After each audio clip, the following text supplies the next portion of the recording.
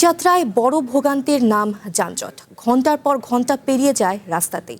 এবারও গাজীপুরে মহাসড়কে যানজটের আশঙ্কা করছেন যাত্রী ও চালকরা। তবে ৬টি যানজট প্রবণ এলাকা চিহ্নিত করেছে প্রশাসন।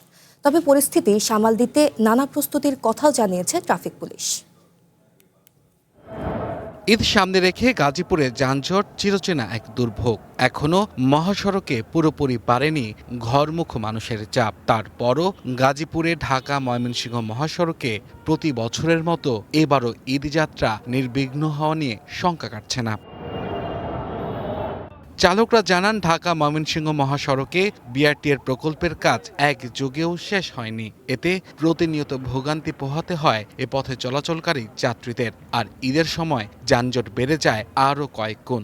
এলোপাথারি পার্কিং এর কারণে হয়, রাস্তায় বিভিন্ন জায়গায় কনস্ট্রাকশনের কাজ চলে, সেই কারণে হয়। ড্রাইভাররা যদি সুষ্ঠুভাবে গাড়ি চালায়, একজন আরেকজন ওভারটেক না করে, তারা নিয়মতান্ত্রিক যদি গাড়ি চালায় এবং বিশেষ করে ট্রাফিক আইন মেনে চলে, তাইলে কোথাও কোনো ভেজাল হবে না। বিআরটিএ প্রকল্প এটা হলো মেইন কারণ আমার যেটা মনে হচ্ছে। মাঝখানে যেটা রাস্তাটা একদম নষ্ট করে ফেলছে, এটা হলো একদম মেইন কারণ। ভবিষ্যৎ হোক নিরাপদ, বিনিয়োগ হোক বিশ্বস্ত, আর আমার পছন্দ সল্ট বে। ওয়েলকাম টু সল্ট বে। মহাসড়কের বিভিন্ন অংশে নিয়ম অমান্য করে চলছে অটোরিকশা ও ব্যাটারি চালিত যানবাহন। এতে দূরপাল্লার পরিবহনকে বারবার গতি কমাতে হচ্ছে। চালক ও হেলপারদের আশঙ্কা, ঈদের চাপ বাড়লে এসব যানবাহন বড় ধরনের যানজট তৈরি করতে পারে।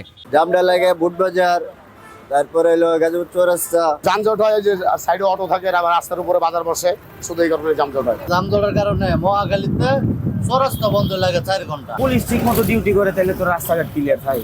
ঈদ যাত্রায় যানজটের সংখ্যা মাথায় রেখে অবশ্য আগাম প্রস্তুতি নিয়েছে পুলিশ প্রশাসন। জানানো হয়েছে, অতিরিক্ত জনবল মোতায়েনের পাশাপাশি গুরুত্বপূর্ণ পয়েন্টে নজরদারি বাড়ানো হবে। মহাসড়কে শৃঙ্খলা বজায় রাখতে নেওয়া হবে বিশেষ ব্যবস্থা। আমাদের আপনার জনবল এক্সট্রা ফোর্স থাকবে এবং আমাদের অন্যান্য যে বিভাগ আছে, বিশেষ করে ক্রাইম বিভাগের লোকজন এই ক্ষেত্রে থাকবে। যদি ভারী বৃষ্টি না হয়, আমরা আশা করছি আমরা নির্বিঘ্নে ঘরমুখ মানুষদের যাত্রাটা আমরা নিশ্চিত করতে পারবো।